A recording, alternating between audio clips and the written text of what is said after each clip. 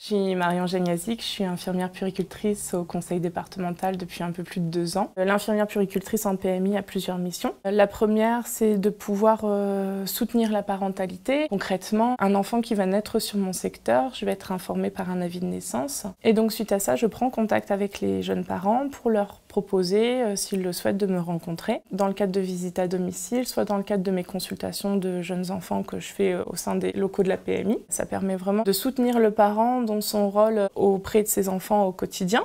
Lors de nos consultations de PMI, on peut réaliser les vaccins des enfants, dans le cadre de la prévention. Je réalise le suivi et l'agrément des assistantes maternelles de mon secteur. Et donc du coup, dans le cadre de mes missions de PMI, je réalise des bilans de 4 ans dans les écoles maternelles. Alors en fait, le bilan de 4 ans, ça concerne tous les enfants ayant entre 3 ans et demi et 4 ans et demi. À chaque rentrée scolaire, en septembre, on prend contact avec les directeurs d'école et les directrices d'école pour leur demander de nous envoyer les listes des enfants qui ont entre 3 ans et demi et 4 ans et demi sur l'année scolaire.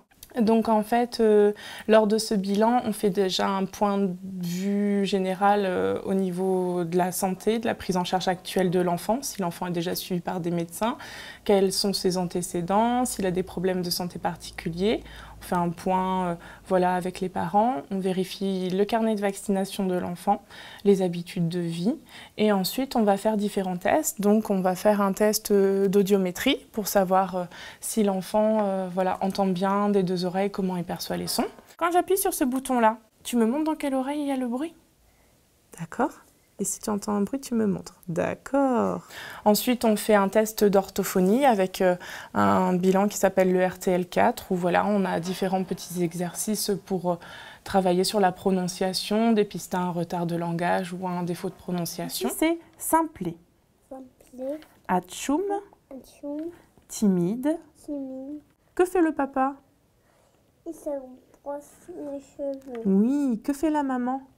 Et se brosse les dents. Oui. Ensuite, on a le test de la vision. Là, actuellement, j'utilise une planche WES. Et donc, du coup, ça permet d'apprécier si l'enfant a une bonne vue ou pas. Qu'est-ce que c'est là? Un chien. Un chien. Ici? Un bateau. Super.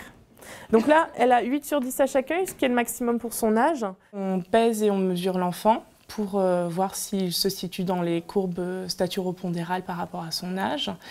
Et voilà, on parle un petit peu avec le parent de comment ça se passe à l'école, si il y a un absentéisme scolaire ou si il rencontre quelques difficultés vis-à-vis de l'enseignant qui nous aura transmis des informations en amont. Si jamais on détecte quelque chose, à ce moment-là, on oriente vers des médecins spécialisés pour pouvoir suivre l'enfant si c'est nécessaire après.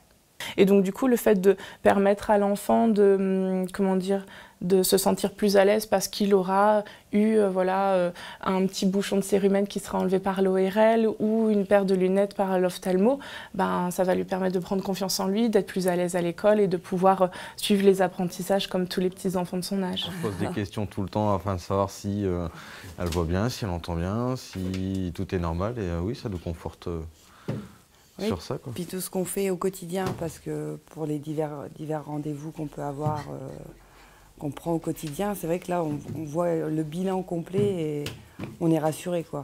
On sait qu'on a bien fait les choses.